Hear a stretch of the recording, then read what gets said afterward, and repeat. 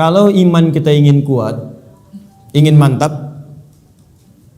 maka yang pertama, man amana billah, dia mesti yakin tanpa ragu pada semua ketentuan Allah. Ingat Bu ya, Pak ya, iman itu pengertian dasarnya yakin jangan ragu. Itu poinnya. Yakin jangan ragu. Ya, semua yang yakin-yakin itu sudah pasti amalan hati, Pak, Bu. Sudah pasti hati itu. Bukan amalan lisan. Kalau lisan bisa berubah. Kalau sudah sampai ke hati jadi komitmen. Ya, aku mencintaimu. Jangan percaya. Tuliskan cintamu itu dengan menuliskan namaku di buku nikah kita. Catat.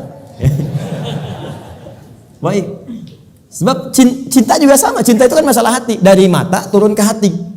Makanya ketika dilamar, ibu mengatakan kepada anaknya, sudah mantap belum hatimu? Yakin belum? Yakin itu amalan hati. Sentuhlah ia tepat di hatinya, maka ia akan jadi milikmu untuk selamanya. Hati.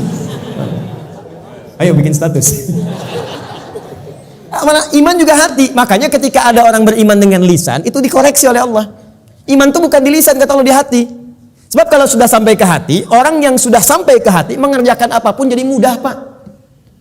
Cinta itu kalau cuma di lisan, komitmennya nggak ada. Tapi kalau sudah sampai ke hati, yang nggak suka pun jadi suka. Nggak suka ikan, makan ikan. Nggak suka ayam, makan ayam. Istri senang kucing, jadi senang kucing. Diikutin, jadi mudah mengerjakan itu. Ada orang Arab berkata, Quran surah ke-49 ayat ke-14. Quran surah Al-Hujurat ayat ke-14. Ada Arab Badui datang ke Nabi. Dia mengatakan begini, qalatil a'rabu amanna.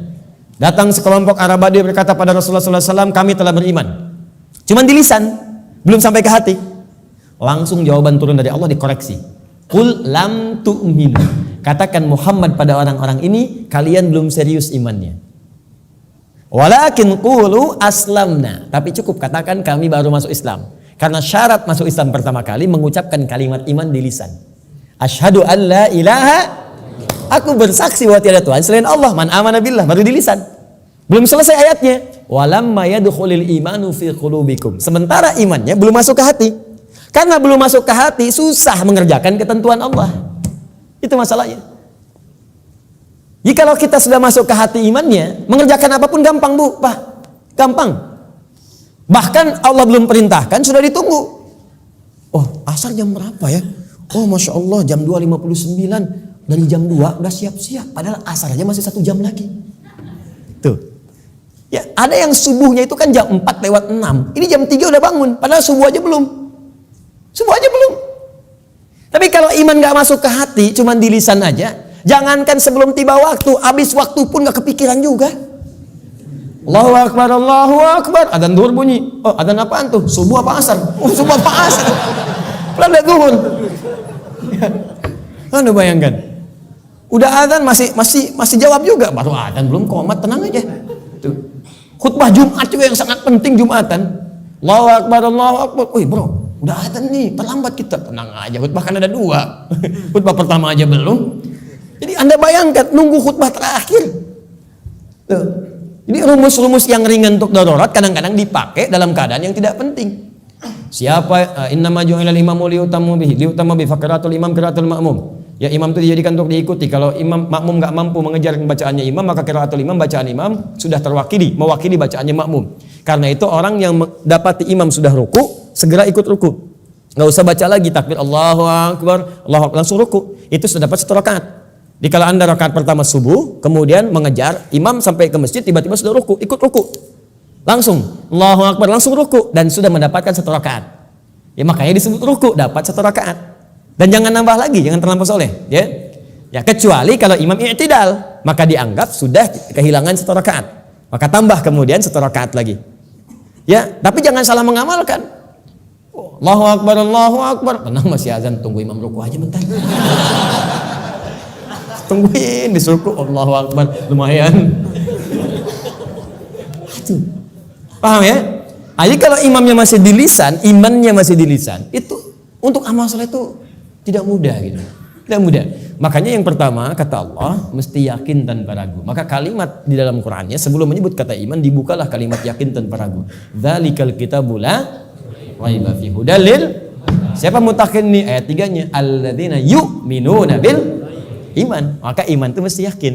Karena itu kalau iman kita ingin mantap, yang pertama kali harus dilakukan mesti yakin dengan semua ketentuan Allah. Jangan pernah ragu.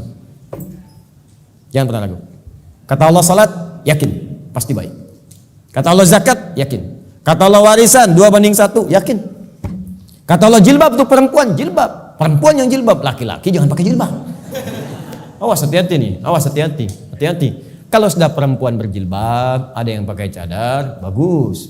Laki-laki pakai celana, bagus. Sudah. Ya, yang bawa di atas mata kaki, alhamdulillah. Pas mata kaki, bagus. Di bawah mata kaki, ayo pelan-pelan kemudian menyesuaikan dengan kondisinya. Sudah selesai. Itu nggak usah diurusin lagi.